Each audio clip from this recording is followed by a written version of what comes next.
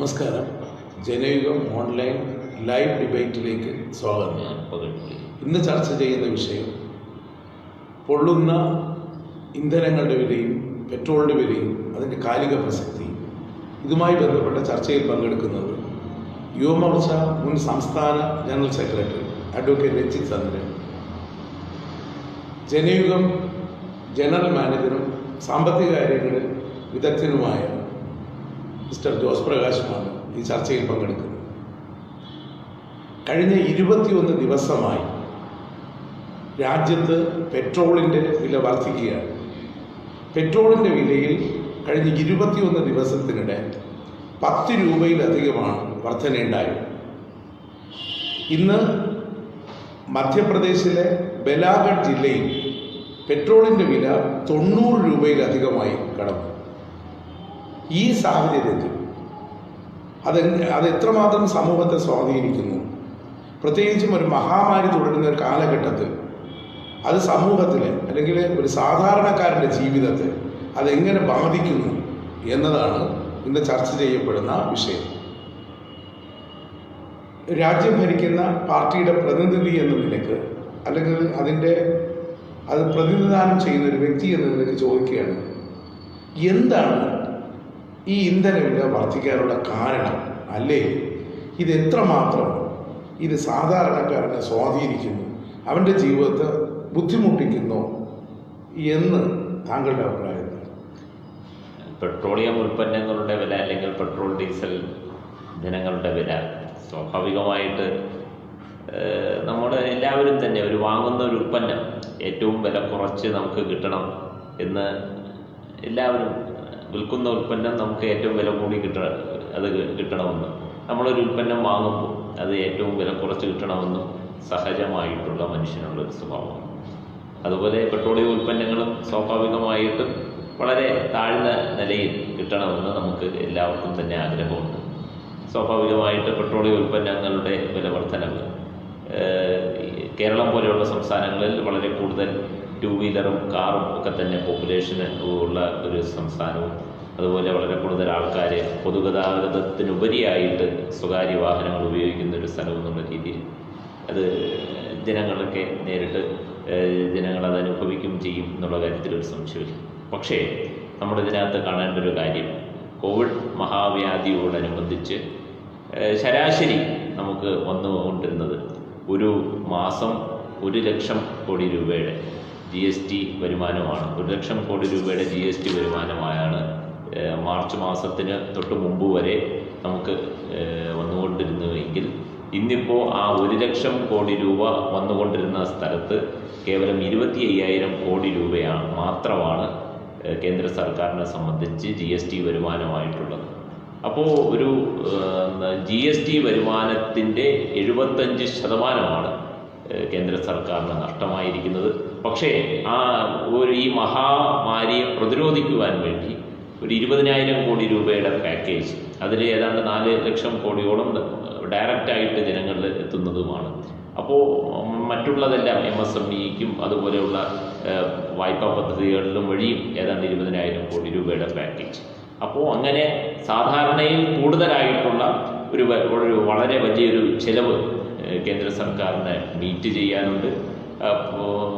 കേന്ദ്ര സർക്കാരിന് നികുതി വരുമാനവും കുറവാണ്. അപ്പോൾ ഈ 2 ഫാക്ടറുകളും കേന്ദ്ര സർക്കാരിന് മുന്നിലുണ്ട്.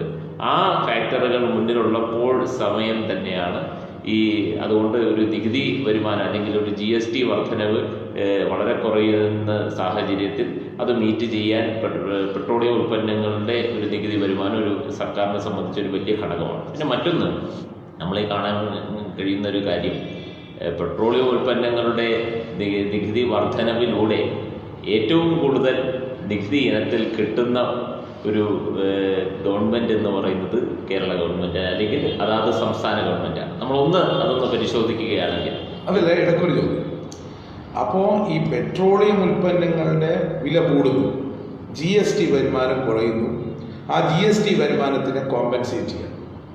അപ്പോൾ GST വരുമാനം അല്ലെങ്കിൽ റവന്യൂ ലോസ് അതിനെ കോമ്പൻസേറ്റ് ചെയ്യാൻ ഒരുപാട് മാർഗങ്ങൾ സർക്കാരിൻ്റെ മുന്നിൽ ഉണ്ടായിരിക്കെ ഡയറക്റ്റ് അല്ലെങ്കിൽ പ്രത്യക്ഷമായി സാധാരണക്കാരനെ ബാധിക്കുന്ന വിധത്തിൽ ഈ പെട്രോളിൻ്റെ വില കൂട്ടുന്നതാണോ ഇതിനൊരു പരിഹാരം? സാറെന്ന് പറയുന്നത് ജോസ് പ്രകാശ് സാറെന്ന് പറയുന്നത്. നമുക്ക് ഈ ഇതിനൊരു വലിയ ചരിത്രമുണ്ട്. പെട്രോളിയം ഉൽപ്പന്നങ്ങളെ സംബന്ധിച്ചൊക്കെ മുൻപ് തീരുമാനമെടുക്കുന്ന കേന്ദ്ര സർക്കാരാണ്. അപ്പോൾ കേന്ദ്ര സർക്കാർ ഓരോ വർഷവും ബജറ്റ് പ്രഖ്യാപിക്കും. ആ ബജറ്റിനകത്താണ് ഇന്ത്യയിൽ ഓരോ സാധനങ്ങളുടെയും വില അതിൻ്റെ ടാക്സ് നിശ്ചയിക്കുന്നത്. അപ്പോൾ പെട്രോളിയം ഉൽപ്പന്നങ്ങളുടെ വില നിശ്ചയിച്ചിരുന്നത് ഇന്ത്യയിൽ ബജറ്റ് പ്രകാരമായിരുന്നു. എന്ന് പറഞ്ഞു കഴിഞ്ഞാൽ ഒരു വർഷം ബജറ്റിൽ പെട്രോളിൻ്റെ വില ഇത്ര, ഡീസലിൻ്റെ വില ഇത്ര എന്ന് നിശ്ചയിച്ചു കഴിഞ്ഞാൽ ഓരോ സ്റ്റേറ്റ് തലത്തിൽ ചെറിയ ചെറിയ പൈസയുടെ വ്യത്യാസം വരുന്നതല്ലാതെ ദേശീയ തലത്തിൽ മിക്കവാറും വർഷങ്ങളിൽ ഒരു വർഷം തുടർച്ചയായി പെട്രോളിയം ഉൽപ്പന്നങ്ങളുടെ വിലയിൽ മാറ്റം വന്നിരുന്നില്ല. ഇതാണ് നമ്മുടെ ഒരു അനുഭവം. അന്നും ഒരു സ്ഥിതി എന്താണെന്ന് പറഞ്ഞു കഴിഞ്ഞാൽ രാജ്യത്തിൻ്റെ ആവശ്യത്തിൻ്റെ ഏതാണ്ട് ഒരു 80% നമ്മൾ ഇറക്കുമതി ചെയ്യുന്നതാണ്. അന്നും അത് തന്നെയാണ്, ഇന്നും അത് തന്നെയാണ്. അതിനകത്തൊന്നും ഒരു വലിയ നമ്മുടെ പ്രൊഡക്ഷൻ കൂടി, ചിലവ് കൂടി. അപ്പോൾ സ്വാഭാവികമായിട്ട് ഈ പെർസെൻറ്റേജിനകത്ത് വലിയ മാറ്റം വന്നില്ല. കഴിഞ്ഞ കോൺഗ്രസ് നേതൃത്വത്തിലുള്ള UPA ഗവൺമെൻറ്റാണ് അതിനകത്തൊരു മാറ്റം വരുത്തിയത്. ഈ വില നിർണ്ണയ അവകാശം കമ്പനികൾക്ക്, പെട്രോൾ കമ്പനികൾക്ക് കൈമാറി. അപ്പോഴും ചില കണ്ടീഷൻസൊക്കെ അതിനകത്ത് അവർ പറഞ്ഞിരുന്നു. 2 മാസത്തിലൊരിക്കൽ എന്നുള്ളൊരു കണ്ടീഷൻ പറഞ്ഞു. പിന്നെ അത് 2 ആഴ്ചയിലൊരിക്കലായി. പക്ഷേ ഈ BJP ഗവൺമെൻറ് വന്നതിന് ശേഷമാണ് അത് ഓരോ ദിവസം ആക്കി മാറ്റുന്നത്. ഓരോ ദിവസമാക്കി മാറ്റുന്ന സമയത്ത് വളരെ കൃത്യമായി അന്നത്തെ ധനകാര്യമന്ത്രി ഇന്ത്യൻ പാർലമെൻറ്റിൽ പറഞ്ഞിട്ടുണ്ട്, ലോക മാർക്കറ്റിൽ എപ്പോഴെപ്പോൾ വില കൂടുന്നു അത് ഇന്ത്യയിൽ കൂടും, ലോക മാർക്കറ്റിൽ എപ്പോൾ വില കുറയുന്നു അത് ഇന്ത്യൻ മാർക്കറ്റിൽ പെട്രോളിയം ഉൽപ്പന്നങ്ങളുടെ വിലയിൽ അതിൻ്റെ കുറവുണ്ടാകും. ഇതാണ് കേന്ദ്ര ഗവൺമെൻറ്, കഴിഞ്ഞ UPA ഗവൺമെൻറ്റും പറഞ്ഞിരുന്നത് അത് തന്നെ, ഇപ്പോഴത്തെ ഗവൺമെൻറ് പറയുന്നത് അത് തന്നെ. അപ്പോൾ ഒരു പല പ്രാവശ്യം 8-10 പ്രാവശ്യം വില കൂടിയപ്പോൾ 2-3 പ്രാവശ്യങ്ങളിൽ ഇങ്ങനെ ചെറിയ പൈസയുടെ കുറവും വരുത്തിയിട്ടുണ്ട്. പക്ഷെ ഇപ്പം എന്താ സംഭവിക്കുന്നതെന്ന് പറഞ്ഞു കഴിഞ്ഞാൽ, ചരിത്രത്തിൽ ഇപ്പോൾ ഞാൻ അതിൻ്റെ ഒരു കണക്ക് പറയാം. 2014 നരേന്ദ്രമോദി ഗവൺമെൻറ് അധികാരത്തിൽ വരുമ്പോൾ അന്ന് പെട്രോളിൻ്റെ വില, ഒരു ബാരൽ അസംസ്കൃത എണ്ണയുടെ വില $109 $109. അന്ന് പെട്രോളിൻ്റെ വില, 1 ലിറ്റർ പെട്രോളിൻ്റെ വില 72 രൂപയായിരുന്നു. ആ $109 ഉണ്ടായിരുന്നതാണ് ഇപ്പോൾ കുറഞ്ഞ് വന്ന് ഏപ്രിൽ മാസമായപ്പോൾ അത് $20 പിന്നെ ശകലശേഖരം. അപ്പോൾ $20 ആകുന്ന സമയത്താണ് വളരെ തന്ത്രപരമായി കേന്ദ്ര ഗവൺമെൻറ് ഒരു തീരുമാനമെടുക്കുന്നത്. എന്താണ്? പെട്രോളിയം ഉൽപ്പന്നങ്ങളുടെ പുറത്ത് ടാക്സ് വല്ലാതെ അങ്ങ് വർദ്ധിപ്പിച്ചു. മെയ് 6-ാം തീയതിയാണ് ഡീസലിന് 13 രൂപയും പെട്രോളിന് 10 രൂപയും ഒറ്റയടിക്ക് വർദ്ധിപ്പിച്ചു. അപ്പോൾ ലോക മാർക്കറ്റിൽ എണ്ണയുടെ വില കുറഞ്ഞപ്പോൾ ഇന്ത്യയുടെ മാർക്കറ്റിൽ 1 രൂപയുടെ, ഞാൻ പറഞ്ഞത് മൊത്തം പെട്രോളിയം ഉൽപ്പന്നങ്ങളുടെ വിലയിൽ 33 മുതൽ 36% വരെ കുറവ് വന്നപ്പോൾ 1% വില പോലും ഇന്ത്യൻ മാർക്കറ്റിൽ കുറഞ്ഞില്ല. കൃത്യം അതിനാനുപാതികമായ ഒരു നിരക്ക് വർധനവ് കൊണ്ടുവന്നു. അവിടെ ശ്രീ അഡ്വക്കേറ്റ് രഞ്ജിത്ത് പറയുന്ന അതുമായിട്ടത് പൊരുത്തപ്പെടുന്നില്ല. എന്താ കാരണമെന്ന് പറഞ്ഞു കഴിഞ്ഞാൽ, ഈ GSTയുടെ ഇന്ത്യൻ സമ്പദ്ഘടനയുടെ ഒരു താളം തെറ്റൽ മാർച്ച് മാസത്തിൽ കാര്യമായി ഉണ്ടായിട്ടില്ല. മാർച്ച് 24-നാണ് നമ്മുടെ ലോക്ക്ഡൗൺ വരുന്നത്. മാർച്ച് കഴിഞ്ഞ് ഏപ്രിൽ പകുതി കഴിയുമ്പോഴാണ് ഈ പ്രശ്നങ്ങൾ മുഴുവൻ വരുന്നത്. ഏപ്രിൽ മാസം അവസാനം വരുമ്പോഴാണ് ഈ പറഞ്ഞ കണക്കൊക്കെ ഞാൻ യോജിക്കുന്നു. GSTയിൽ വലിയ കുറവുണ്ടായിരുന്നു. ഞാൻ പറയാം, അപ്പോൾ GSTയിൽ ഒരു കുറവിന് ഉണ്ടാകുമെന്നുള്ള ധാരണയുടെ അടിസ്ഥാനത്തിൽ ഒന്നുമല്ല കേന്ദ്ര ഗവൺമെൻറ് തീരുമാനമെടുത്തത്. GSTയുടെ കണക്കുകളൊക്കെ വന്നതും അതിനുശേഷം ഇതിൻ്റെ പുറത്ത് ധനകാര്യമന്ത്രി ഇത്തരം കാര്യങ്ങൾ പറഞ്ഞതൊക്കെ അതിന് ശേഷമാണ്. അതിനൊക്കെ എത്രയോ മുമ്പ് എപ്പോഴാണോ വില കുറഞ്ഞത് ആ കുറഞ്ഞ സമയത്ത് തന്നെ ഇവിടെ ടാക്സ് വല്ലാതെ കൂട്ടി മുന്നോട്ട് പോവുകയാണ് ചെയ്തത്. അപ്പോൾ ഒറ്റ പോയിന്റ് ഇതാണ്, $109 ഉണ്ടായിരുന്ന സമയത്ത് മോദി സർക്കാർ അധികാരത്തിൽ വരുമ്പോൾ 72 രൂപ. ഇപ്പോൾ $30-32 മാത്രം വിലയുള്ളപ്പോൾ വില ഡൽഹിയിൽ 80 രൂപ കഴിഞ്ഞു. ഇപ്പോൾ കഴിഞ്ഞ 2 ദിവസം മുമ്പുള്ള സ്ഥിതി എന്താണെന്ന് പറഞ്ഞു കഴിഞ്ഞാൽ, ചരിത്രത്തിലാദ്യമായി പെട്രോളിനേക്കാൾ ഡീസലിന് ഡൽഹിയിൽ വില കൂടി. ഏതാണ്ട് 12 പൈസ പെട്രോളിനേക്കാൾ ഡീസലിന് കൂടി. അതുപോലെയാണ്. ഒരു കോവിഡ് കാലഘട്ടത്തിലെ ഒരു അല്ലാത്ത ജനങ്ങളോട് എന്തെങ്കിലും ഒരു നീതി പുലർത്തുന്ന ഒരു സർക്കാർ ഒരു സാഹചര്യത്തിലും കുറച്ച് വർദ്ധനവ് വന്നു കഴിഞ്ഞാൽ നമുക്കത് മനസ്സിലാക്കും. അതാണ് അതിനകത്ത് പ്രധാന ഒരു കാര്യം ഞാൻ അതാണ് സൂചിപ്പിച്ചു വന്നത്. സ്വാഭാവികമായിട്ട് നമുക്കറിയാലോ, ഇപ്പോൾ സംസ്ഥാന സർക്കാരിനായാലും കേന്ദ്ര സർക്കാരിനായാലും ചിലവുകൾ വർദ്ധിക്കുന്നതല്ലാതെ ചിലവുകളൊന്നും തന്നെ കുറയുന്നില്ല. എന്തുകൊണ്ട് ഞാൻ നേരത്തെ അതാണ് ആദ്യ ടേണിൽ തന്നെ സൂചിപ്പിക്കാൻ ഉദ്ദേശിച്ചത്. ഇപ്പോൾ ഒരു ലിറ്റർ പെട്രോളിൻ്റെ നമ്മൾ നോക്കിയാൽ അതിൽ 22 രൂപ 43 പൈസ കഴിഞ്ഞിട്ട് എക്സൈസ് ഡ്യൂട്ടി 32 രൂപ 98 പൈസ, ഡീലർ കമ്മീഷൻ 3 രൂപ 62 പൈസ, വാറ്റ് 21 രൂപ 56 പൈസ. ആ എക്സൈസ് ഡ്യൂട്ടിയിലെ 32 രൂപ 98 പൈസയിൽ 9 രൂപ 50 പൈസ, അതായത് കേന്ദ്ര സർക്കാർ എടുക്കുന്ന എല്ലാ നികുതിയുടെയും 42% റോഡ് വികസനം അടക്കമുള്ള കാര്യങ്ങൾ സംസ്ഥാന സർക്കാരിനാണ് പോകുന്നത്. അങ്ങനെ നോക്കിയാൽ 9 രൂപ 50 പൈസ പോകുന്നത് സംസ്ഥാന സർക്കാരിനാണ്. അപ്പോൾ ആ രീതിയിൽ നമ്മൾ നോക്കുകയാണെങ്കിൽ 31 രൂപയുടെ ഏതാണ്ട് ഫലം ലഭിക്കുന്നത് സംസ്ഥാന സർക്കാരിനാണ്. ഏതാണ്ട് 23 രൂപ 48 പൈസ ലഭിക്കുന്നത് കേന്ദ്ര സർക്കാരിനാണ്. അല്ല, ഈ വിഷയത്തെ സംബന്ധിച്ചിടത്തോളം കേന്ദ്ര സർക്കാരിൻ്റെതോ സംസ്ഥാന സർക്കാരിൻ്റെതോ ഒന്നല്ല. ഈ കൊറോണ ആദ്യഘട്ട ലോക്ക്ഡൗൺ പ്രഖ്യാപിച്ചു, എല്ലാം ലോക്ക്ഡൗൺ ആയി. രണ്ടാം ഘട്ട ലോക്ക്ഡൗൺ വന്നു, ഒരല്പം ഇളവുകൾ കൊടുത്തു. മൂന്നാം ഘട്ടം വരുന്ന സമയത്ത് എന്ത് ചെയ്തു? വാഹനങ്ങളൊക്കെ ചെറുതായിട്ട് നിരത്തിലിറങ്ങി. ആ സമയത്ത് 50-ലധികം ദിവസങ്ങൾ എന്ത് ചെയ്തിട്ടില്ല? ഈ പ്രൈസ് റിവൈസ് ചെയ്തില്ല. ആ സമയത്ത് ഈ എന്ത് ചെയ്തു? എക്സൈസ് തീരുവ, ജോസ് പ്രകാശ് സാർ പറഞ്ഞത് എക്സൈസ് തീരുവ ക്രമാതീതമായിട്ട് വർദ്ധിപ്പിച്ചു. അപ്പോൾ അവരുടെ കമ്പനികളുടെ ഇൻപുട്ട് കോസ്റ്റും ഔട്ട്പുട്ട് കോസ്റ്റും തമ്മിൽ അവർക്ക് മാനേജ് ചെയ്യാൻ 5 രൂപ പെർമിറ്റ് ചെയ്തു. പെർ ലിറ്റർ 5 രൂപ വീതം കൂട്ടിക്കോളാൻ. അതെങ്ങനെയാ? മോഡി ഗവൺമെന്റ് കൊടുത്ത ആ നിർദ്ദേശം എന്ന് പറയുന്നത് ഒരു തവണയായി, ഒറ്റത്തവണയായി, at a single stroke lockdown പിൻവലിച്ചാൽ 5 രൂപ ഒരുമിച്ച് കൂട്ടുകയും അത് വളരെ എന്താ പറയുക സാവധാനത്തിലാണ്, ബൈ സ്റ്റെപ്പ് ലോക്ക്ഡൗൺ റിലീവ് ചെയ്യുകയാണെന്നുണ്ടെങ്കിൽ 50 പൈസ 60 പൈസ വീതം കൂട്ടുകയും അത് പരമാവധി 5 രൂപയിൽ കൊണ്ട് നിർത്തണമെന്നായിരുന്നു പറഞ്ഞിരുന്നത്. ഇതൊക്കെ ഇന്ത്യയിലെയും വിദേശത്തെയും പത്രങ്ങളൊക്കെ റിപ്പോർട്ട് ചെയ്ത കാര്യങ്ങളാണ്. ഇത് മാറ്റർ ഓഫ് ഫാക്റ്റാണ്, വി ക്യാൻ വെരിഫൈ ഇറ്റ്. അത് കഴിഞ്ഞിട്ട് ഇപ്പോൾ അത് എത്ര രൂപയിലെത്തി? 10 രൂപയിലെത്തി. ഇന്ന് നോക്ക്, ഇന്ന് 2 തരത്തിലാണ് പെട്രോളിൻ്റെ വില നിശ്ചയിക്കപ്പെടുന്നത്. ഒന്ന് ഒപെക് രാജ്യങ്ങളുടെ മാർക്കറ്റ്, 2 അമേരിക്കൻ വിപണി, വെസ്റ്റ് ടെക്സസ് ഇന്റർമീഡിയറ്റ്, അല്ലേ? ഈ രണ്ടിടവും ഇന്ന് വില കുറഞ്ഞു. അല്ല ഇന്ന് കുറഞ്ഞു.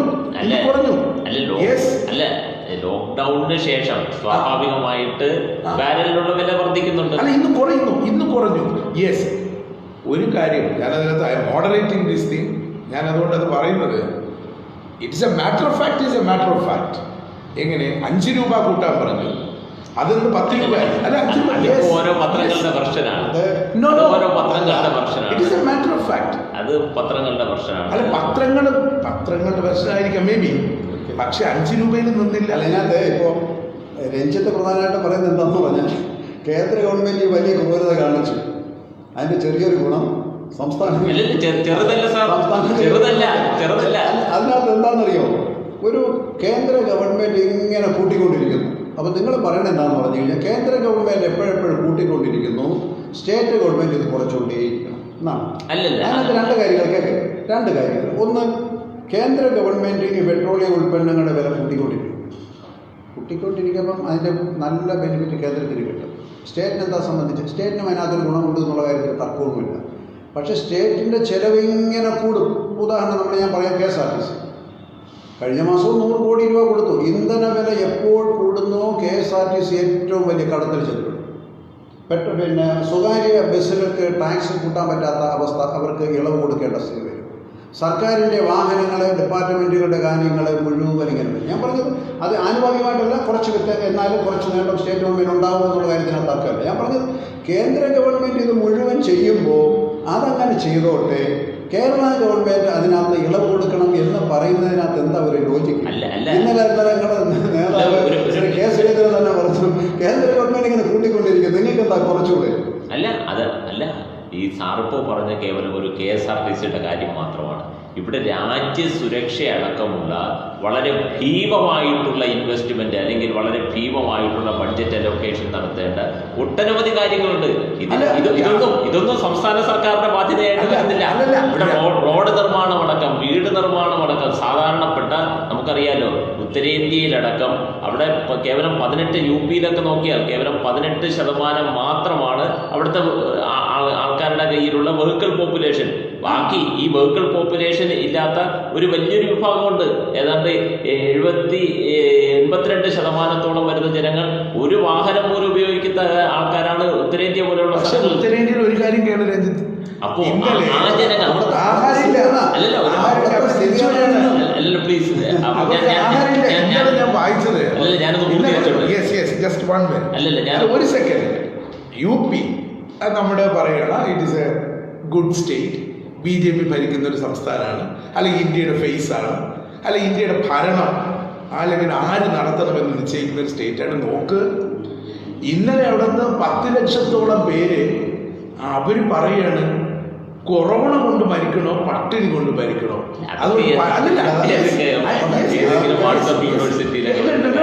ഇല്ല, ഞാൻ അവിടെ നിന്ന് വരുന്ന ട്രെയിനുകളെല്ലാം തന്നെ ഓവർ ബുക്ക്ഡാണ്. കാരണം എന്താ, നമ്മുടെ നാട്ടിൽ നിന്നോ പോയവർ ഈ കൊറോണ വന്ന കാലത്ത് അവർ തിരിച്ചു പോയി. ശരിയാണ്, കേന്ദ്ര ഗവൺമെൻറ്റിനാണ് ഒരുപാട് സാമ്പത്തിക ബാധ്യതകൾ ഏറ്റെടുക്കേണ്ടി വരും. അപ്പോൾ അതിർത്തി തർക്കങ്ങളെ പറയാം. പക്ഷെ ഒരു കാര്യം, ഇന്ത്യയിലെ മൊത്തം ഒരു വർഷത്തെ വരവ് ഏതാണ്ട് 60 ലക്ഷം കോടി രൂപ. പക്ഷേ അതിലേതാണ്ട് 20-30 ലക്ഷം കോടി രൂപയ്ക്കധികം എത്തുന്നത് കേന്ദ്ര ഗവൺമെൻറ് കൈവശം. ഒരു സ്റ്റേറ്റ് ഗവൺമെൻറ് ചെയ്യുന്ന അത്രയും ചെലവുകൾ കേന്ദ്ര ഗവൺമെൻറ് ചെയ്യുന്നില്ല. ഇപ്പം കോവിഡ് അടക്കമുള്ള കാര്യങ്ങൾ. ഒരു കാര്യം ഞാനങ്ങോട്ട് ചോദിച്ചോട്ടെ, കഴിഞ്ഞ തവണ തന്നെ മുൻകാലങ്ങളിൽ സംസ്ഥാനങ്ങൾക്ക് കൊടുത്തിരുന്ന വിഹിതത്തിനെക്കാട്ടിലും എത്രയോ ഉയർന്ന ഉയർന്ന വിഹിതമാണ്. ഞാൻ ഓരോ കാര്യമായിട്ട് ഞാൻ പറയാം. കേന്ദ്രാവിഷ്കൃത പദ്ധതികൾ ഒട്ടേറെ എണ്ണം വെട്ടിക്കുറച്ചിട്ട് ആ തുക സ്റ്റേറ്റൊക്കെ കൂട്ടി. പ്ലാനിംഗ് ബോർഡിൻ്റെ പഴയ കണക്ക് അനുസരിച്ചിട്ട് അതിനകത്ത് വർധനമുണ്ട്. കാരണം 42% വരെ വർധനമുണ്ട്. അത് ഞാൻ തർക്കിക്കുന്നില്ല. രണ്ടാമത്തെ കാര്യം പറയാൻ വന്നത്, കേന്ദ്ര ഗവൺമെൻറ് പണം ഇങ്ങോട്ടാണ് പോകുന്നത്. ഒരു 1000-ന് താഴെ മാത്രം വരുന്ന കോർപ്പറേറ്റുകൾക്ക് 1.45 ലക്ഷം കോടി രൂപ 1.45 ലക്ഷം കോടി രൂപയാണ് കോർപ്പറേറ്റ് ടാക്സ് ഇളവ് ചെയ്ത് കൊടുത്തത്. 30% കോർപ്പറേറ്റ് ടാക്സ് എത്രയോ വർഷങ്ങളായി. അത് 22% ആക്കി കുറച്ചു. കേന്ദ്ര ഗവൺമെൻറ്റിൽ ഡയറക്റ്റായിട്ട് വരേണ്ടിയിരുന്ന 1.45 ലക്ഷം കോടി രൂപ നഷ്ടപ്പെട്ടു. അപ്പോൾ കേന്ദ്ര ഗവൺമെൻറ്റിൻ്റെ പണം പോകുന്നത് ഇന്ത്യയിലെ പാവപ്പെട്ട ആൾക്കാർക്ക് ഏതെങ്കിലും രീതിയിൽ ഗുണകരമായി മാറുന്നതിന് വേണ്ടിയല്ല, അത് പോകുന്നത് കോർപ്പറേറ്റുകൾക്കാണ്. മറ്റൊരു കാര്യം, നിങ്ങൾ ഇതുമായി ബന്ധപ്പെട്ട് വേണമെങ്കിൽ പരിശോധിച്ച് നോക്കൂ. കേന്ദ്ര ഗവൺമെൻറ് വന്നതിന് ശേഷം എത്ര ലക്ഷം കോടി രൂപയുടെ പൊതുമേഖലാ സ്ഥാപനങ്ങളാണ് സ്വകാര്യ കമ്പനികൾക്ക് കൈമാറിയത്? കിട്ടിയ വിലയ്ക്ക് കൈമാറി. ജവഹർലാൽ നെഹ്റുവിനെ പോലെ ഒരു മഹാനായ പ്രധാനമന്ത്രി രാജ്യം ഭരിക്കുമ്പോൾ ഇന്ത്യയിൽ ഇന്ത്യൻ റെയിൽവേ അടക്കം ഒട്ടേറെ പൊതുമേഖലാ സ്ഥാപനങ്ങൾ കൊണ്ടുവന്നു. ആ പൊതുമേഖലാ സ്ഥാപനങ്ങൾ BJP ഗവൺമെൻറ് ഇനി ഒരു 4 വർഷം കൂടി ഭരിച്ചാൽ ഇന്ത്യയിൽ ഏതെങ്കിലും ഒരു പൊതുമേഖലാ സ്ഥാപനം അവശേഷിക്കില്ല. ഒരുപക്ഷെ നമ്മുടെ കേന്ദ്ര പാർലമെൻറ്റോ സെക്രട്ടേറിയറ്റ് അടക്കം എവിടേക്കാണ് പോകുന്നതെന്ന് ആർക്കും ഒരു പിടിയില്ല. അത്ര ടാർഗറ്റ് കൃത്യമായി കേന്ദ്ര ഗവൺമെൻറ് ടാർഗറ്റ് അച്ചീവ് ചെയ്യുന്ന ഒറ്റ കാര്യത്തിനാണ്. ഇല്ലല്ല, എന്തായാലും ഇത് പൊതുമേഖലാ സ്ഥാപനവും ഒക്കെ കൂടെ പറഞ്ഞുകൊണ്ട് ആദ്യം തന്നെ ഞാൻ പറഞ്ഞത് അതെന്തുകൊണ്ട് പറഞ്ഞു എന്ന് പറഞ്ഞാൽ, രഞ്ജിത്ത് ആദ്യമേ പറഞ്ഞൊരു കാര്യം, കേന്ദ്ര ഗവൺമെൻറ് പെട്രോളിയം ഉൽപ്പന്നങ്ങളുടെ വില കൂട്ടിയത് കേന്ദ്ര ഗവൺമെൻറ്റിൻ്റെ സാമ്പത്തിക ഭദ്രത ഉറപ്പുവരുത്താൻ വേണ്ടിയാണെന്ന് ഞാൻ പറഞ്ഞു. അപ്പോൾ ആ സാമ്പത്തിക ഭദ്രത ഉറപ്പുവരുത്തുവാൻ ഇതല്ലാതെ ഒട്ടേറെ വഴികളുണ്ടായിരുന്നു. അല്ലല്ല, ഞാൻ ഇന്റർഫിയർ ചെയ്തില്ലെങ്കിൽ ഞാനത് പൂർത്തീകരിക്കാം. കാരണം നമുക്കറിയാലോ, ഇപ്പോൾ കോർപ്പറേറ്റ് ടാക്സിൻ്റെ കാര്യം പറഞ്ഞു. നമ്മൾ ഒരു ഭാഗത്ത് പറയുന്നു ഇവിടെ ഇൻവെസ്റ്റ്മെൻറ്റ് നടത്തണം, ഇവിടെ മറ്റുള്ള രാജ്യങ്ങളിൽ ഉൽപ്പാദിപ്പിക്കപ്പെട്ട സാധനങ്ങളുടെ ഒരു വിപണി മാത്രമല്ല ഭാരതം, മറ്റുള്ള രാജ്യങ്ങളിലെ സാങ്കേതിക വിദ്യ ഉപയോഗിച്ച് ഭാരതത്തിൽ തന്നെ നിർമ്മിക്കണമെന്ന് നമ്മളൊരു ഭാഗത്ത് പറയുമ്പോൾ, ഇവിടെ സ്വാഭാവികമായിട്ടും ഒരു നിക്ഷേപ സൗഹൃദ അന്തരീക്ഷം കൂടുതൽ മറ്റ് രാജ്യങ്ങൾക്ക് തുല്യമായിട്ടുള്ള ഒരു കോർപ്പറേറ്റ് ടാക്സ് നമ്മുടെ ഭാരതത്തിലും ഉണ്ടാക്കേണ്ട ബാധ്യത നമുക്കുണ്ട്. മറ്റുള്ള രാജ്യങ്ങളിൽ കോർപ്പറേറ്റ് ടാക്സ് വളരെ കുറവും, ഇവിടെ കോർപ്പറേറ്റ് ടാക്സ് കൂടുതലുമായിരിക്കും. യൂറോപ്യൻ രാജ്യങ്ങളിലൊക്കെ 30-35% വരെ കോർപ്പറേറ്റ് ടാക്സ് ഉണ്ട്. 35% വരെ ഫ്രാൻസിലും ജർമ്മനിയിലൊക്കെ. അല്ലല്ല, ഞാനൊന്ന് പറഞ്ഞോട്ടെ. അപ്പോൾ അതിന് സമാനമായിട്ട് അവിടെ നിലവിൽ ഉൽപ്പാദിപ്പിക്കപ്പെട്ടുകൊണ്ടിരിക്കുന്ന സാധനം ഇവിടെ വന്ന് ഉൽപ്പാദിപ്പിക്കണമെങ്കിൽ അവർക്കൊരു ആകർഷണീയമായിട്ടുള്ള ഒരു കോർപ്പറേറ്റ് ടാക്സ് ഉള്ളൊരു രാഷ്ട്രമായിട്ടൊരു വ്യവസായ സൗഹൃദ രാഷ്ട്രമായിട്ട് ഇന്ത്യ മാറണം. അതിൻ്റെ ഭാഗമായിട്ട് നമ്മുടെ പോയിന്റിങ് ഏതാണ്ട് 77 പോയിട്ടുണ്ട്. UPA കാലത്ത് 96 96-ൽ നിന്നും ഇവിടെ നിക്ഷേപ സൗഹൃദ രാഷ്ട്രങ്ങളുടെ പട്ടികയിൽ അത് നമുക്ക് 77 നമുക്ക് മാറ്റാൻ വേണ്ടി കഴിഞ്ഞിട്ടുണ്ട്. പിന്നെ നേരത്തെ ഇവിടെ ശ്രീ ജോസ് പ്രകാശ് സാർ പൊതുമേഖലാ സ്ഥാപനങ്ങൾ എന്ന് പറഞ്ഞു. നമ്മുടെ മുന്നിലുള്ളതല്ലേ മാരുതി. ഒരു 20 വർഷം മുമ്പ് മാരുതിയുടെ അവസ്ഥ എന്തായിരുന്നു? കേവലം മാരുതി 800 എന്ന് പറയുന്ന, അല്ലെങ്കിൽ കേവലം മാരുതി സുസുക്കി എന്ന് പറയുന്ന 1-2 കാറുകൾ മാത്രമുള്ളൊരു ശ്രേണിയായിരുന്നു. 4237 കോടി രൂപയുടെ ആസ്തിയുള്ളൊരു സ്ഥാപനമായിരുന്നു മാരുതി. ഇന്നിപ്പോൾ മാരുതി എവിടെ നിലനിൽക്കുന്നു? ഏതാണ്ട് 3 ലക്ഷം രൂപ മുതൽ 20 ലക്ഷം രൂപയുള്ള, അല്ലെങ്കിൽ 25 ലക്ഷം രൂപ വരെയുള്ള വിവിധ വെറൈറ്റി കാറുകൾ മാരുതിയിലുണ്ട്. ഏതാണ്ട് 2.5 ലക്ഷം കോടി രൂപയാണ്. 4237 കോടി രൂപ. അതിനകത്ത് ഒരു പ്രശ്നം അല്ലല്ല, ഞാൻ പൂർത്തീകരിച്ചോട്ടെ സാർ. 4237 കോടി രൂപ മാത്രം ആസ്തിയുള്ള മാരുതി ഇന്നിപ്പോ 2.5 ലക്ഷം കോടി രൂപ ആസ്തിയുള്ള സ്ഥാപനമാണ്. അവിടെയാണ് നമ്മൾ KSRTC നോക്കേണ്ടത്. KSRTC എവിടെ നിൽക്കുന്നു? കേരള ഓട്ടോമൊബൈൽസ് എവിടെ നിൽക്കുന്നു? അതെല്ലാം തന്നെ ഒരു കാലത്ത് കേരളത്തിലെ വലിയ വൻകിട സ്ഥാപനങ്ങളായിരുന്നു. അതെല്ലാം ഇന്നിപ്പോൾ കേരളത്തിലെ പൊതുമേഖലാ സ്ഥാപനങ്ങളുടെ KSEB പോലും നഷ്ടത്തിലാണ് എന്നുള്ളൊരു കാഴ്ചയാണ് നമുക്ക് കാണാൻ വേണ്ടി കഴിയുന്നത്. അതുകൊണ്ട് സാങ്കേതിക വിദ്യ നമ്മൾ പുതിയത് കൊണ്ടുവരണം, പുതിയ നിക്ഷേപങ്ങൾ അവിടെ പുതിയത് കൊണ്ടുവരണം. അത് അത്യാവശ്യമാണ്. അത് നമ്മൾ അതിനെ നമുക്ക് പിന്നോട്ട് പോകാൻ വേണ്ടി കഴിയില്ല. അതാണ് അല്ല, ആ വിഷയത്തിലേക്ക് തിരിച്ചു വന്നു കഴിഞ്ഞാൽ എനിവേ പൊതുമേഖലാ സ്ഥാപനങ്ങൾ മറ്റൊരു വിഷയം. ഇവിടെ ഒരു സാധാരണക്കാരൻ ലോക്ക്ഡൗൺ ആണ്, അവന് ശമ്പളമില്ല. ഈ മാരുതിയിൽ പോലും KSRTC-കാരന് ശമ്പളം കുറച്ചിട്ടില്ല. ഒരു പൊതുമേഖലാ സ്ഥാപനത്തിലെ ഒരു ജീവനക്കാരൻ എന്ത് ക്രൈസിസ് ഉണ്ടെങ്കിൽ മാരുതിയിൽ കരാർ ജീവനക്കാരെ കുറേ പേര് പിരിച്ചു. 30 മുതൽ 40% വരെ ലോക്ക്ഡൗൺ കാലത്ത് ശമ്പളം കുറച്ചു. ഇതാണ് ഒരു കോർപ്പറേറ്റ് വ്യവസ്ഥിതിയും ഒരു പബ്ലിക് സെക്ടറായിട്ടുള്ള ഒരു സ്ഥാപനത്തിൻ്റെയും പ്രത്യേകത. അത് ഒരു കാര്യം. പക്ഷെ ഒരു സാധാരണ ഒരു തൊഴിലാളി അവൻ 500 രൂപ അല്ലെങ്കിൽ 600 രൂപ അല്ലെങ്കിൽ 700 രൂപ ശമ്പളം പറ്റിക്കൊണ്ടിരുന്നപ്പോൾ അവൻ 100 രൂപയ്ക്ക് പെട്രോൾ അടിച്ചാൽ അവന് 2 ദിവസം ജോലിക്ക് പോകാൻ പറ്റും, തിരിച്ചു വരാൻ പറ്റും. അത് അന്നവൻ എന്നും ജോലി ഉണ്ടായിരുന്നു. ഇന്നവന് ജോലി ഇല്ല. Once in a blue moon, വല്ലപ്പോഴുമാണ് അവന് ജോലി ഉള്ളത്. അപ്പോൾ ഈ പെട്രോളിൻ്റെ വില ഇങ്ങനെ കൂടുകയാണ്. നമ്മൾ പറയുന്നു സബ്കേ സാത്ത് സബ്കേ വികാസ്, നമ്മുടെ പ്രധാനമന്ത്രി പറയുന്ന കാര്യമാണ്. പക്ഷെ അവൻ എന്ത് വികസന സാധാരണക്കാരന്? അല്ലല്ല, എന്ത് വികസന എന്നുള്ളത് വികസനത്തിൻ്റെ അല്ല. അതിനകത്ത് ഒരു കാര്യം ഞാൻ പറയട്ടെ. ഇപ്പോൾ നിങ്ങൾ പറഞ്ഞത് പൊതുമേഖലാ സ്ഥാപനങ്ങൾ വിൽക്കുന്നത് വളരെ ഗുണകരമാണെന്നാണ് നിങ്ങൾ പറഞ്ഞത്. അല്ല, ഗുണകരമല്ല. ഏത് പൊതുമേഖലാ സ്ഥാപനങ്ങളാണ് കേന്ദ്ര ഗവൺമെൻറ് വിൽക്കാൻ മുൻഗണനാക്രമം നിശ്ചയിച്ചത്? ഇന്ത്യ രാജ്യത്ത് ഏറ്റവും കൂടുതൽ ലാഭത്തിലോടുന്ന, കേന്ദ്ര ഗവൺമെൻറ്റിന് ലാഭവിഹിതം കോടിക്കണക്കിന് രൂപ കൈമാറുന്ന പൊതുമേഖലാ സ്ഥാപനങ്ങളെ തെരഞ്ഞു പിടിച്ചാണ് ആദ്യം വിറ്റത്. ഇപ്പോൾ ഏറ്റവും അവസാനം നിങ്ങൾ LIC പരിശോധിച്ച് നോക്ക്. LIC എന്താ നിലവിലുണ്ട്? LIC എന്താ നഷ്ടത്തിലാണ്. LIC നഷ്ടത്തിലാണ്. ഇന്ത്യയിൽ എത്രയോ സ്വകാര്യ ഇൻഷുറൻസ് കമ്പനികളുണ്ട്. ആ കമ്പനികളെക്കാൾ എത്രയോ മുകളിൽ ലക്ഷക്കണക്കിന് കോടി രൂപയുടെ ആസ്തിയുള്ള ലാഭമുള്ള കേന്ദ്ര ഗവൺമെൻറ്റിന് ലാഭവിഹിതം നിശ്ചയിക്കുന്ന LIC സ്വകാര്യവൽക്കരിക്കാൻ നിശ്ചയിച്ചു. ONGC സ്വകാര്യവൽക്കരിക്കാൻ തീരുമാനിച്ചു. ഇങ്ങനെ ഏതെല്ലാം ലാഭത്തിലോടുന്ന സ്ഥാപനങ്ങളാണ്. അപ്പോൾ നഷ്ടത്തിലോടുന്ന 4 സ്ഥാപനങ്ങൾ നിങ്ങൾ ഈ പറഞ്ഞ കണക്ക് സ്വകാര്യവൽക്കരിക്കാൻ തീരുമാനിച്ചു. അത് പിന്നെ പുതിയ ഒരു ആധുനികവൽക്കരണത്തിൽ തീരുമാനിച്ചു. ഓക്കെ, നമുക്ക് ഒരു സമ്മതിക്കാം. പക്ഷേ അങ്ങനെയല്ല. പൊന്മുട്ടയിടുന്ന താറാവുകളെ തെരഞ്ഞു പിടിച്ച് കിട്ടുന്ന വിലയ്ക്ക് കൈമാറുക എന്നുള്ളതാണ് ഇപ്പോൾ ഈ കഴിഞ്ഞ 6 വർഷമായി കേന്ദ്ര ഗവൺമെൻറ് കൈക്കൊണ്ടുവരുന്ന നടപടികൾ, സ്വകാര്യവൽക്കരണം. അതിൻ്റെ ഏറ്റവും അവസാനത്തെ ഉദാഹരണമാണ് ഞാൻ ഈ പറഞ്ഞ LIC. നിങ്ങൾ കണക്കുകളെടുത്ത് നമുക്ക് തർക്കിക്കാൻ വേണ്ടിയല്ല, കണക്കുകൾ വെച്ച് പെട്രോളിയം. അതിന് ഞാൻ മറുപടി കൊടുക്കും. കാരണം നമുക്കറിയാം, സാറ് തന്നെ അറിയാം. ഇപ്പോൾ നല്ല രീതിയിൽ പ്രവർത്തിക്കുന്ന ഒരു സ്ഥാപനത്തിൽ അല്ലെങ്കിൽ നല്ല രീതിയിൽ പ്രവർത്തിക്കുന്ന ഒരു സംരംഭത്തിലായിരിക്കും മറ്റൊരു ഇൻവെസ്റ്റർ അവിടെ അവിടെ അവിടെ നിക്ഷേപിക്കാൻ വേണ്ടി വരികയുള്ളൂ. നമുക്ക് എയർ ഇന്ത്യ നോക്കാം. 2004 വരെ എയർ ഇന്ത്യയിൽ ലാഭകരമായിരുന്നു. 2004 വരെ 50,000 കോടി രൂപ വരെ പ്രോഫിറ്റ് ഉള്ള സ്ഥാപനമായിരുന്നു എയർ ഇന്ത്യ എന്ന് പറയുന്ന സ്ഥാപനം. 2004 ശേഷം എന്തുപറ്റി? പ്രഫുൽ പട്ടേൽ ഇന്ത്യയുടെ വ്യോമഗതാഗത മന്ത്രിയായിരുന്ന സമയത്ത്, ഞാൻ ഒന്ന് പൂർത്തീകരിച്ചോട്ടെ, എയർ ഇന്ത്യയുടെ ലാഭകരമായിട്ടുള്ള മുഴുവൻ റൂട്ടുകളും വിറ്റുതുലച്ചു. ആ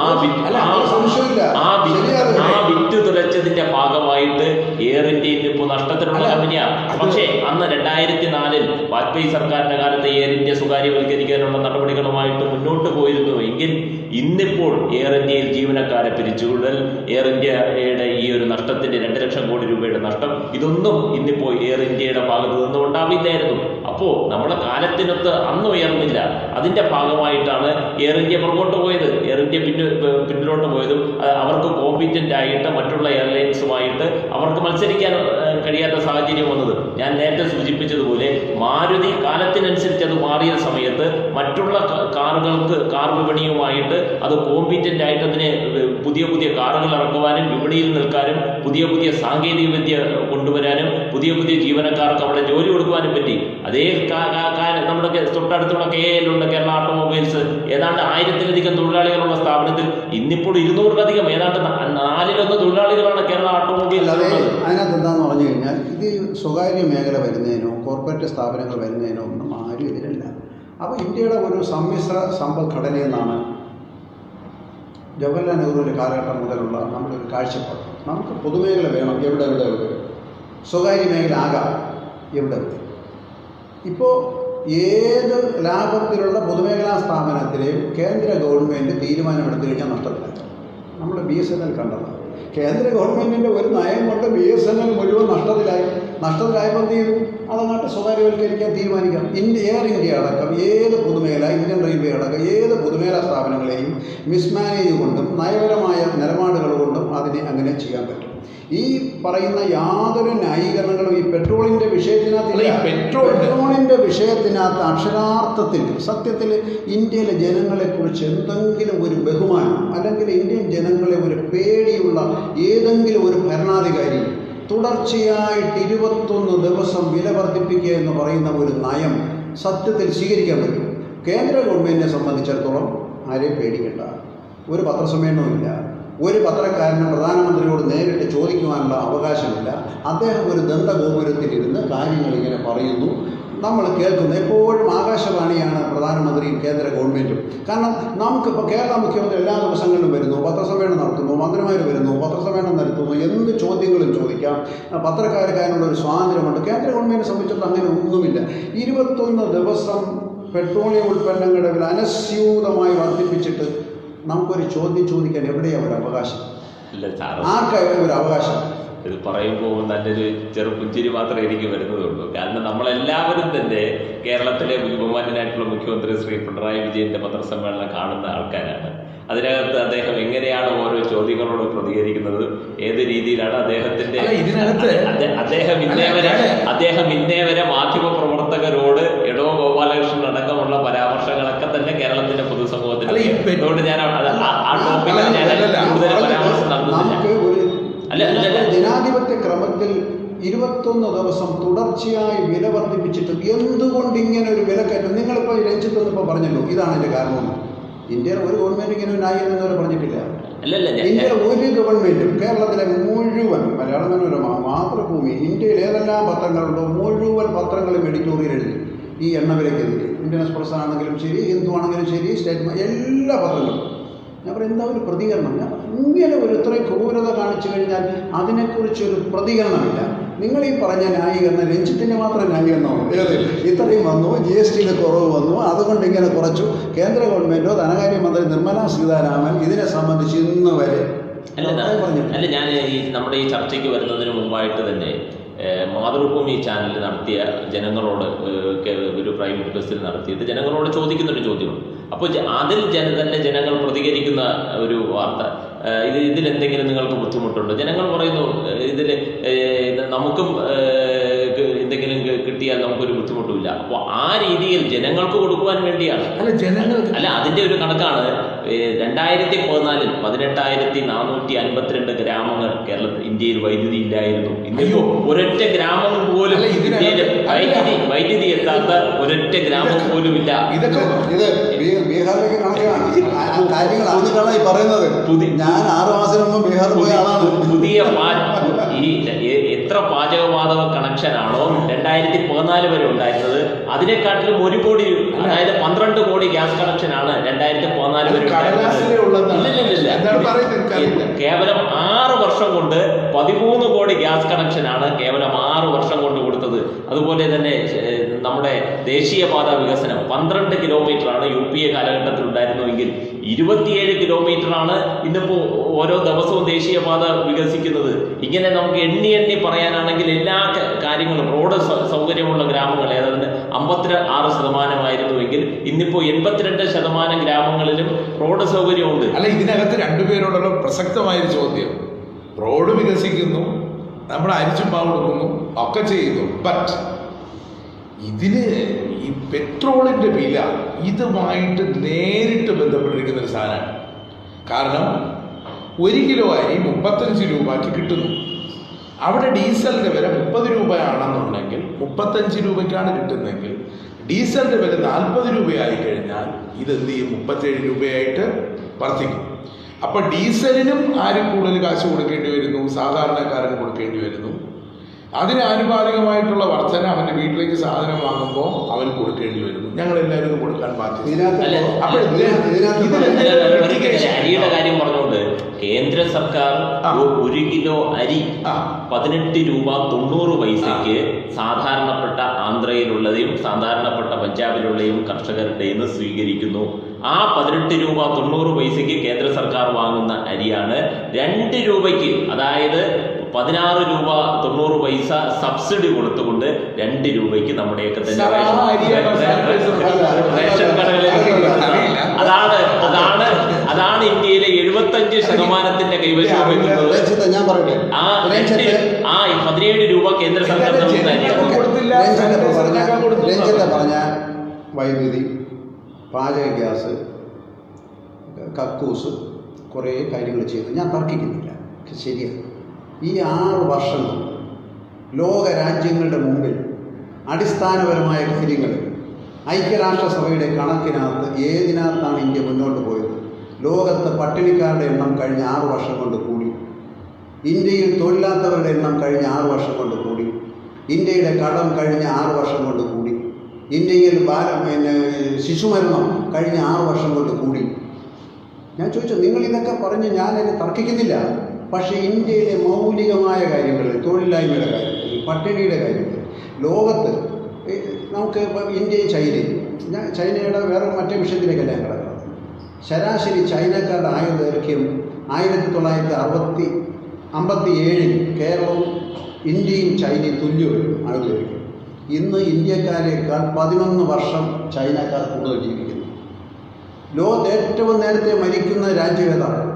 മനുഷ്യരാണ്, ഇന്ത്യക്കാരാണ്. 66 വയസ്സാണ് ഇന്ത്യയുടെ ആയുർദൈർഘ്യം. എന്തുകൊണ്ട്? ഈ പറയുന്ന നേട്ടങ്ങളെല്ലാം ഉണ്ടെങ്കിലും ഞാൻ പറയുന്നത് ഇന്ത്യയിലെ ഏതാണ്ട് 30-40 കോടി ജനങ്ങൾക്ക് മിനിമം ജീവിക്കാൻ ആവശ്യമായ സാഹചര്യങ്ങൾ ഈ രാജ്യത്തില്ല. അവർക്ക് വരുമാനമില്ല, അവർക്ക് കൂലിയില്ല, അവർക്ക് വീടില്ല. അവിടെ അങ്ങനെയുള്ള ഒരു രാജ്യത്താണ് ലോകത്തെല്ലാം, പാകിസ്ഥാൻ അടക്കം ബംഗ്ലാദേശ് അടക്കം നിങ്ങൾ പരിശോധിച്ച് നോക്ക്, ഇന്ത്യയുടെ ഇത്രയും പെട്രോളിന് വിലയുള്ള ഒരു രാജ്യത്തിൻ്റെ പേര് പറയാമോ? നമുക്ക് ചുറ്റുമുള്ള മുഴുവൻ രാജ്യങ്ങളോട്, പാകിസ്ഥാൻ എടുത്തോ, ബംഗ്ലാദേശ് എടുത്തോ, നേപ്പാൾ എടുത്തോ, ശ്രീലങ്ക എടുത്തോ, ഏത് രാജ്യങ്ങളെടുത്തോ, ഈ രാജ്യങ്ങളെക്കാൾ ഏറ്റവും ടോപ്പിൽ നിൽക്കുന്ന രാജ്യം പെട്രോളിയം ഉൽപ്പന്നങ്ങളുടെ വിലയിൽ ഇന്ത്യയാണ്. അത് അങ്ങനെ ഒരു വില കൂടിയത് ഈ കേന്ദ്ര ഗവൺമെൻറ്, BJP ഗവൺമെൻറ് വന്നതിന് ശേഷമാണ്. UPA ഗവൺമെൻറ് സമയത്ത് കൂടിയിരുന്നു. പക്ഷേ അന്നൊന്നും ലോകത്തെ മറ്റു രാജ്യങ്ങളെക്കാൾ മുന്നിൽ നമ്മൾ എത്തിയില്ല. ഇപ്പോൾ ഈ കഴിഞ്ഞ 3 മാസം കൊണ്ട് ലോകത്തെ ഏറ്റവും കൂടുതൽ വിലക്കയറ്റം ഉണ്ടായത്. ലോകത്തെ മറ്റു എല്ലാ രാജ്യങ്ങളും ഈ പെട്രോളിൻ്റെ വിലയുടെ ഈ മാറ്റങ്ങൾ വന്നപ്പം പാകിസ്ഥാനിലെ പോലും അവർ കൂട്ടിയില്ല. അവിടെ ഈ ലോകത്തിലും സാമ്പത്തിക ആദ്യ ക്രൈസിസ് ഇപ്പം അമേരിക്കയാണെങ്കിൽ 20 ലക്ഷം കോടി രൂപയുടെ പാക്കേജാണ് അവർ പ്രഖ്യാപിച്ചത്. അല്ല, ഇത് ഏത് റേറ്റിംഗ് ആണോ ഏത് ഞാൻ പറഞ്ഞത് ഐക്യരാഷ്ട്രസഭയുടെ കണക്കുകൾ ഞാനീ പറഞ്ഞ ഒരു 15 കണക്കുകൾ ജനങ്ങളുടെ എന്റെ കൈവശമുണ്ട്. എന്റെ കൈവശമുള്ള കണക്ക് ഞാൻ ആദ്യം തന്നെ വ്യവസായ സൗഹൃദത്തിൽ 142 സ്ഥാനം 77ആയി, ടൂറിസം റാങ്കിങ്ങിൽ 65 എന്നുള്ളത് 40ആയി. ഇങ്ങനെയുള്ള പല കണക്കുകളും നമ്മുടെ മുൻവശം തന്നെയുണ്ട്. ഒരൊറ്റ കാര്യം ആ കണക്കുകളൊക്കെ നിൽക്കുമ്പോൾ തന്നെ ഇപ്പോൾ ഒരു വലിയ രീതിയിലുള്ള വില എല്ലാ സാധനങ്ങൾക്കും കൂടിയെങ്കിൽ ഇവിടുത്തെ ഇൻഫ്ലേഷൻ റേറ്റ് മാറണമാണല്ലോ. ആ ഇൻഫ്ലേഷൻ റേറ്റ് ഒരു 2 അക്കത്തിലൊക്കെ UPA കാലഘട്ടത്തിൽ 2 അക്കത്തോളം എത്തിയിരുന്നല്ലോ ഇവിടുത്തെ ഇൻഫ്ലേഷൻ റേറ്റ്. ഇന്നിപ്പോ ആ ഇൻഫ്ലേഷൻ റേറ്റ് കഴിഞ്ഞ 6 വർഷമായിട്ട് നമുക്ക് 4% ഇൻഫ്ലേഷൻ റേറ്റ് നമുക്ക് എത്തിക്കാൻ വേണ്ടി അപ്പൊ സ്വാഭാവികമായിട്ട് നിങ്ങൾക്ക് ഒരു അവസരം കിട്ടും കേരളത്തിൽ വിലക്കയറ്റത്തിനെതിരെ സമരം ചെയ്യും. എന്താ കാരണം അറിയാം? പെട്രോളിയം ഉൽപ്പന്നങ്ങൾക്ക് ഇത്രയും വില വർദ്ധിച്ചപ്പോൾ കേരളത്തിൽ നമ്മുടെ ഭക്ഷ്യസാധനത്തിൻ്റെ 60-70% മറ്റ് സ്റ്റേറ്റുകളിൽ നിന്നാണ് വരുന്നത്. അടുത്ത 1-2 ആഴ്ചയ്ക്കുള്ളിൽ വലിയ വിലക്കയറ്റം കേരളത്തിലുണ്ടാവും. അല്ല, അതാണ് ഞാൻ സൂചിപ്പിച്ചത്. ഇൻഫ്ലേഷൻ റേറ്റിൽ 4% കൂടുതൽ ഒരു ചോദ്യം ഇത്രേ ഉള്ളൂ.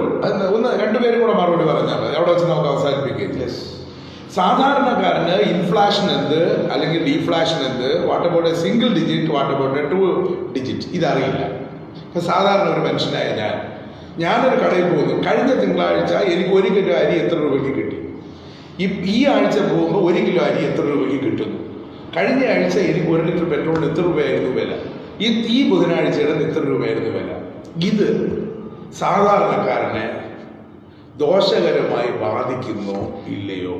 എനിക്ക് ഒരല്പസമയം തരണം എന്ന് പറയുന്നത് ഭാരതീയ ജനതാ പാർട്ടിയെ സംബന്ധിച്ച്, ദേശീയ സർക്കാരിനെ സംബന്ധിച്ചും എല്ലാ വിഭാഗം ജനങ്ങൾ, അത് തൊഴിൽ നൽകുന്ന കോർപ്പറേറ്റുകളായാലും, അത് മിഡിൽ ഇൻകം ഗ്രൂപ്പായാലും, അതുപോലെ ഏറ്റവും സർവ്വസാധാരണക്കാരനായാലും, ഈ 3 ഗ്രൂപ്പിനെയും അഡ്രസ്സ് ചെയ്യുന്ന സർക്കാർ തന്നെയാണ്. അതിലേക്ക് വേണ്ടിയാണ് ഏറ്റവും സാധാരണക്കാരന് വേണ്ടി കിസാൻ സമ്മാൻ പദ്ധതി അടക്കമുള്ള 2000 രൂപ അയാൾക്ക് അക്കൗണ്ട് വരുന്ന, 6000 രൂപ അക്കൗണ്ട് വരുന്നത്, മറ്റ് ജൻധൻ യോജന പ്രകാരം 500 രൂപയുള്ള അക്കൗണ്ടുകൾ, അതുപോലെ തന്നെ വീട്, റോഡ്, അതുപോലെ അവരുടെയൊക്കെ തന്നെ ഒരു പാചകവാതകം സ്വപ്നമായിട്ട് കണ്ടവർക്ക് 13 കോടി ഗ്യാസ് കണക്ഷൻ, ഇതെല്ലാം സാധാരണക്കാർക്ക് നൽകി. അതുകൊണ്ട് തന്നെയാണ് രണ്ടാമതും അധികാരത്തിൽ വന്നത്. പിന്നെ മറ്റൊന്ന്, എത്രയോ കാലത്തെ ആവശ്യമായിരുന്നു സാധാരണപ്പെട്ട പട്ടാളക്കാർക്കുള്ള 1 റാങ്ക് 1 പെൻഷൻ, അങ്ങനെയുള്ള, അതുപോലെ അംഗൻവാടി ആശാ വർക്കർമാരുടെ വേതനം ഇരട്ടിയാക്കിയ സർക്കാർ. 10 കോടിയിലധികം ജനങ്ങൾക്കാണ് ഇതിൻ്റെ പ്രയോജനം വരുന്നത്. അങ്ങനെ അതുപോലെ എത്രയോ കാലത്തെ ജീവനക്കാരുടെ ആവശ്യമായിരുന്നു 5 ലക്ഷം എന്നുള്ളത് നമ്മുടെ വരുമാന നികുതിയായിട്ട് ഉയർത്തണമെന്നുള്ളത്. അതും നടപ്പിലാക്കിയ സർക്കാരാണ്. അങ്ങനെ മിഡിൽ ഇൻകം ഗ്രൂപ്പ് ആയാലും, അതുപോലെ വ്യവസായ സൗഹൃദ രാഷ്ട്രമാക്കുന്നതിന്റെ ഭാഗമായിട്ടാണ്. പട്ടിണിയില്ലേ സാർ? വ്യവസായ സൗഹൃദ രാഷ്ട്രമാക്കുന്നതിന്റെ ഭാഗമായിട്ടാണ് ഞാൻ വ്യവസായ സൗഹൃദ രാഷ്ട്രമാക്കുന്നതിന്റെ ഭാഗമായിട്ട് കോർപ്പറേറ്റ് ടാക്സിൽ നമ്മൾ ഇളവ് വരുത്തിയിട്ടുണ്ട്. അങ്ങനെ എല്ലാ വിഭാഗം ജനങ്ങളെയും അഡ്രസ്സ് ചെയ്യുന്ന ഗവൺമെന്റാണ് നരേന്ദ്രമോദി സർക്കാർ. അതിന്റെ ഭാഗമായിട്ട് 3 ഭാഗങ്ങളെ നമുക്ക് അഡ്രസ്സ് ചെയ്യുന്നുണ്ട്. അതുകൊണ്ട് തീർച്ചയായിട്ടും ഞാൻ ആദ്യം തന്നെ ചർച്ചയുടെ തുടക്ക ഭാഗത്ത് തന്നെ സൂചിപ്പിച്ചു, ഒരു ഇന്ധന വില, അത് പെട്രോൾ അടിക്കുന്ന ഒരാളെ സംബന്ധിച്ച് അത് അടിക്കുന്ന സമയത്തൊക്കെ തന്നെ അദ്ദേഹത്തിന്റെ മനസ്സിൽ പെട്രോളിന് വില കൂടുന്നു എന്നൊരു ഫീലിംഗ് അദ്ദേഹത്തിന്റെ മനസ്സിലുണ്ടാകും. പക്ഷേ ഇതെല്ലാം ഞാൻ കൊടുക്കുമ്പോൾ, ഞാൻ 100 രൂപ കൊടുക്കുമ്പോൾ അതിന്റെ ഇത്ര രൂപയോളം അത് പാവപ്പെട്ടവനാണ് എത്തുന്നത് എന്ന് അത് തീർച്ചയായിട്ട് നമ്മുടെ സംസ്ഥാന സർക്കാരിന് ഒരു കാരുണ്യ ലോട്ടറി പദ്ധതിയുണ്ട്. തീർച്ചയായിട്ടും ആ കാരുണ്യ ലോട്ടറി പദ്ധതി പലരുമൊക്കെ വളരെ ദുർബലരായ ആളുകൾ നമ്മളെ സമീപിക്കുമ്പോൾ നമ്മളും ആ കാരുണ്യ ലോട്ടറി പദ്ധതിയാകുന്നത്, ഇത് ഏതെങ്കിലും ഒരു ക്യാൻസർ പേഷ്യന്റിന് ഒരു കൈത്താങ്ങാണെങ്കിൽ, ഇതിന്റെ 10 രൂപ ഒരു കൈത്താങ്ങാണെങ്കിൽ ആ ക്യാൻസർ പേഷ്യന്റിന് ഒരു ആശ്വാസമാവട്ടെ. അപ്പൊ അതിന് സമാനമായിട്ട് പെട്രോൾ അടിക്കുന്ന ഓരോ വ്യക്തിയും, പെട്രോൾ അടിക്കുന്ന ഓരോ വ്യക്തിയും ഇതൊരു സാധാരണക്കാരന്റെ വീട്ടിൽ എരിയുന്ന ഗ്യാസോ വീട്ടിൽ 2 രൂപയ്ക്ക് കൊടുക്കുന്ന അരിയോ എന്നുള്ള ഉത്തമ ബോധ്യമുണ്ട്. അത് തന്നെയാണ് രണ്ടാമതും നരേന്ദ്രമോദി സർക്കാർ 303-ൽ നിന്നും 333 മാറി. അപ്പൊ നമുക്കൊരു കാര്യം ചെയ്യാം, ഇതോടുകൂടി ഇതിന്റെ ഉത്തരത്തോടെ വി ആർ വൈൻഡിങ് അപ്പ്. ഏത് സർക്കാർ ഒരു 4-5 വർഷം ഇരിക്കുമ്പോഴത്തേക്ക് അവരുടെ ബഡ്ജറ്റിന്റെ ഒരു 10-15% ആനുകൂല്യങ്ങൾക്ക് വേണ്ടി മാറ്റി. തമിഴ്നാട് ജയലളിത ഗവൺമെൻറ് ഇരിക്കുന്ന സമയത്ത് അവിടെ കുറേ കാര്യങ്ങൾ ചെയ്തു. പക്ഷേ തമിഴ്നാട്ടിൽ ബേസിക് ആയിട്ടുള്ള വിഷയങ്ങൾ പരിഹരിച്ചില്ല. അടിസ്ഥാന വിഷയങ്ങൾ ഞാൻ പറഞ്ഞത് ഒരുപാട് കുറേ നിങ്ങളീ പറഞ്ഞ ആനുകൂല്യങ്ങളൊക്കെ നമ്മൾ ബഡ്ജറ്റിനകത്ത് വാങ്ങിച്ചിട്ടുള്ളതാണ്, കുറേ നടപ്പിലാക്കിയിട്ടുള്ളതാണ്, കുറേ നടപ്പിലാക്കി. പക്ഷേ ഞാൻ പറഞ്ഞത് ലോകത്ത് ഏറ്റവും കൂടുതൽ പട്ടിണിക്കാർ ഇന്നും ഇന്ത്യയിലാണ്. ലോകത്ത് ഏറ്റവും കൂടുതൽ പട്ടിണിക്കാരുള്ള രാജ്യം ഇന്ത്യയിലാണ്. ലോകത്ത് ഏറ്റവും കൂടുതൽ നിരക്ഷരരുള്ള രാജ്യം ഇന്ത്യയിലാണ്. ലോകത്ത് ഏറ്റവും കൂടുതൽ ശിശു മരണം നടക്കുന്ന രാജ്യം ഇന്ത്യയാണ്. ലോകത്ത് ഏറ്റവും കൂടുതൽ സ്ത്രീകൾ പീഡിപ്പിക്കപ്പെടുന്ന രാജ്യം ഇന്ത്യയാണ്. ലോകത്ത് ഏറ്റവും കൂടുതൽ തൊഴിലാത്തവരുടെ രാജ്യം. ഞാൻ പറഞ്ഞാൽ ഒരു 25-26 കണക്കിൽ ഞാൻ പറയും. ലോകത്ത് 1-ാം സ്ഥാനത്ത്, ലജ്ജാകരമായ 1-ാം സ്ഥാനത്ത് നിൽക്കുന്നത്. അപ്പോൾ BJP കുറേ കാര്യങ്ങൾ ചെയ്തു, അതിനകത്ത് നമ്മൾ തർക്കിക്കേണ്ട വിഷയങ്ങളില്ല. പക്ഷേ ജനങ്ങളുടെ യഥാർത്ഥത്തിലുള്ള വിഷയങ്ങൾ അഡ്രസ്സ് ചെയ്യാൻ BJPക്ക് കഴിഞ്ഞില്ല. ജനങ്ങളെക്കുറിച്ച്, ജനങ്ങളുടെ സാധാരണ ജീവിതത്തിൻ്റെ വൈഷമ്യങ്ങളെക്കുറിച്ച് അവർക്ക് അത്രയും ധാരണയുമില്ല. അങ്ങനെ ധാരണയുള്ള ഒരു ഗവൺമെൻറ് രഞ്ജിത്ത് നാളെ ഒരു ഭാരവാഹിയായിട്ട് ഇരുന്നു കഴിഞ്ഞാൽ നിങ്ങൾ 21 ദിവസം തുടർച്ചയായിട്ട് എണ്ണ വില വർദ്ധിപ്പിക്കില്ല. ജനങ്ങളെക്കുറിച്ച് എന്തെങ്കിലും പേടിയും ഭയവും ആശങ്കയുമുള്ള ആളുകൾ, പിന്നെ ഇന്ത്യയിലെ ജനങ്ങളെ കുറിച്ചൊന്നും വലിയ ധാരണയില്ല. ഇന്ത്യയിലെ കോർപ്പറേറ്റ് പത്രങ്ങൾ മുഴുവൻ ഞങ്ങൾ നമുക്കറിയാലോ. കഴിഞ്ഞ തെരഞ്ഞെടുപ്പ് വേളയിലും കേരളത്തിലെ അടക്കം പ്രമുഖ മാധ്യമങ്ങൾ ഉത്തർപ്രദേശിൽ പോയി. അവിടുത്തെ ജനങ്ങൾക്ക് പറയാനുള്ളത് എന്താ? നമുക്ക് നരേന്ദ്രമോദി സർക്കാർ വീട് തന്നു, നമുക്ക് നരേന്ദ്രമോദി സർക്കാർ ഗ്യാസ് തന്നു എന്ന് ആ കാര്യമാണ്. ഒരൊറ്റ UP അടക്കമുള്ള, നമുക്കറിയാലോ, UPയിൽ ഭാരതീയ ജനതാ പാർട്ടി 4-ാം സ്ഥാനത്തായിരുന്ന പാർട്ടിയാണ്. കോൺഗ്രസിന് പുറകെ 12 സീറ്റുമായിട്ട് 4-ാം സ്ഥാനം. അവിടെ ഉയർന്നു വന്നത് ഈ ജനകീയ പദ്ധതികൾ കാരണം തന്നെയാണ്. ചർച്ചയിൽ അവർ പറയുന്നത് എന്താണെന്നറിയോ? ഗുജറാത്തിനെ കുറിച്ചാണ്. ഇപ്പം ഗുജറാത്തിനെ കുറിച്ച് മിണ്ടുന്നതേ നരേന്ദ്രമോദി BJP 20 വർഷം ഭരിച്ച ഗുജറാത്തിനെ കുറിച്ച് ഇപ്പോൾ ഒറ്റ അക്ഷരമില്ല. കാരണം എന്താണെന്ന് പറഞ്ഞു കഴിഞ്ഞാൽ ഇപ്പം ഈ കോവിഡ് വന്നപ്പോഴത്തേക്ക് മനസ്സിലായി യഥാർത്ഥ ചിത്രം, അവിടുത്തെ നരകയാതന അനുഭവിക്കുന്ന മനുഷ്യന്റെ ചിത്രം ഇങ്ങനെ വരികയാണ്. അപ്പൊ അതുകൊണ്ട് ഗുജറാത്തിനെ കുറിച്ച് മിണ്ടാത്തത്, ഗുജറാത്ത് ഭാരതീയ ജനതാ പാർട്ടിക്ക് വളരെ കാലം കൊണ്ട് ബേസുള്ള സ്ഥലമായിരുന്നു. 4-ാം സ്ഥാനത്ത് നിന്നും 1-ാം സ്ഥാനത്തേക്ക് വന്ന സ്ഥലമാണ് ഉത്തർപ്രദേശ്. അതുകൊണ്ട് അതിന്റെ കാര്യം നമ്മൾ പ്രസക്തമായിട്ട് പറയുന്നത്. വോട്ടിംഗ് പാറ്റേണിനെ കുറിച്ചൊന്നും നമുക്ക് തർക്കമില്ല. കാരണം രാജ്യത്ത് ഏറ്റവും കൂടുതൽ വോട്ട് വാങ്ങിച്ച് അധികാരത്തിൽ വന്നൊരു പാർട്ടിയാണ്. പക്ഷേ അതൊക്കെ വന്നെങ്കിലും രാജ്യത്തെ ജനങ്ങളെ കുറിച്ചൊരു ചിന്തയില്ല. പിന്നെ പ്രതിപക്ഷം ദുർബലമായ അനുകൂലമായ സാഹചര്യങ്ങളുണ്ട്. പിന്നെ നിങ്ങൾക്കൊരു ഗുണം എന്താന്ന് പറഞ്ഞു കഴിഞ്ഞാൽ ഇതൊന്നും ചെയ്യണ്ടല്ലോ. സമയമാകുമ്പോഴത്തേക്ക് നന്നായി ജാതിയും മതവും എടുത്ത് ഉപയോഗപ്പെടുത്തി കഴിഞ്ഞാൽ വികസന പദ്ധതികൾ ആ കാര്യം തന്നെയാണ് ഈ സർക്കാരിനെതിരെ പ്രചരണമായിട്ട് കൊണ്ടുവന്നതും. തീർച്ചയായിട്ട് ആ കാര്യങ്ങളിൽ ശക്തമായിട്ട് ജനകീയമായിട്ടുള്ള പ്രതിരോധം. പക്ഷേ എന്ത് പറഞ്ഞാലും ഈ എണ്ണ വിലയുടെ കാര്യത്തിൽ നിങ്ങളിപ്പോൾ നിങ്ങളുടെ പിന്നെ സംഘടനയാണ് BMS ഈ സ്വകാര്യവൽക്കരണത്തിനെതിരെ, തൊഴിലില്ലായ്മയ്ക്കെതിരെ, എണ്ണവിലയ്ക്കെതിരെ കർശനമായ നിലപാടെടുത്തിട്ടുണ്ട്. നിങ്ങൾ കൂടി ഉൾപ്പെടുന്ന BMS ഇന്ത്യയിലെ ഏറ്റവും വലിയ ട്രേഡ് യൂണിയനാണ്. ഏറ്റവും വലിയ ട്രേഡ് യൂണിയൻ. അവർക്ക് പോലും കേന്ദ്ര ഗവൺമെൻറ്റിൻ്റെ നയം ജനദ്രോഹകരമാണ് എന്നും തൊഴിലാളി വിരുദ്ധമാണ് എന്നും രാജ്യത്തിനോടുള്ള കൂറില്ലായ്മയാണ് എന്നും അവർ പോലും പരസ്യമായി പറയുന്ന നമ്മുടെ സഹോദര പ്രസ്ഥാനമായിട്ടുള്ള BMSന് സ്വാഭാവികമായിട്ടുള്ള അവരുടേതായിട്ടുള്ള നയങ്ങൾ പറയുമ്പോൾ എല്ലാ സ്വാതന്ത്ര്യമുണ്ട്. സ്വദേശി പ്രസ്ഥാനമുണ്ട് നമുക്ക്. ആ സ്വദേശി പ്രസ്ഥാനം, അവർ സ്വദേശിവാദവുമായിട്ട് അവർ മുന്നോട്ട് പോകും. അതിനൊക്കെയുള്ള എല്ലാ സ്വാതന്ത്ര്യമുള്ള പ്രസ്ഥാനമാണ് നമ്മുടേത്. അപ്പോ ഒരു സർക്കാർ ഭരിക്കുന്നു, ആ സർക്കാർ മുതലാളിത്ത ആ വ്യവസ്ഥിതിയുമായി യോജിച്ചു പോകുന്ന ഒരു തീരുമാനവുമായി മുന്നോട്ട് പോകുന്നു. രാജ്യത്തെ ബഹുഭൂരിപക്ഷം വരുന്ന ജനങ്ങൾ അവരുടെ തീരുമാനത്തിൻ്റെ ഭാഗമായിട്ട് കഷ്ടതകൾ അല്ലെങ്കിൽ യാതനകൾ അനുഭവിക്കുന്നു എന്ന് പറയുന്നു. നിത്യോപയോഗ സാധനങ്ങളുടെ വില വർദ്ധിക്കുന്നു, അവരുടെ ജീവിതം കൂടുതൽ ദുരിതത്തിലാകുന്നു. ഇതിന് ഒരു പരിഹാരം, ശാശ്വതമായൊരു പരിഹാരം ഉണ്ടാകട്ടെ, അല്ലെങ്കിൽ അതിനു വേണ്ടിയുള്ള നടപടികൾ ഉണ്ടാകട്ടെ. അതിന് അടിസ്ഥാനപരമായ ആവശ്യം ഫെഡറൽ സംവിധാനം സംരക്ഷിക്കാൻ കേന്ദ്ര സർക്കാർ തയ്യാറാണ്. അത് സംസ്ഥാനങ്ങൾ അംഗീകരിക്കാനും തയ്യാറാണ്. ഈ ഒരു തരത്തിലുള്ള ഒരു വ്യവസ്ഥിതിയിലൂടെ മാത്രമേ നമുക്ക് മുന്നോട്ട് പോകാൻ കഴിയൂ.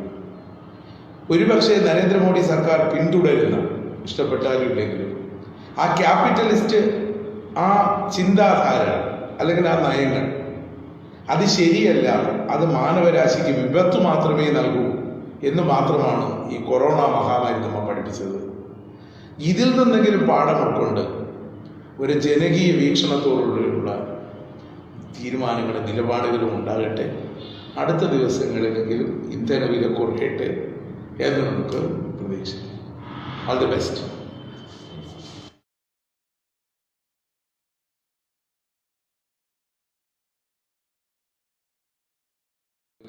ഇന്ധന വില കുറയട്ടെ എന്ന് നമുക്ക് പ്രതീക്ഷിക്കാം. All the best.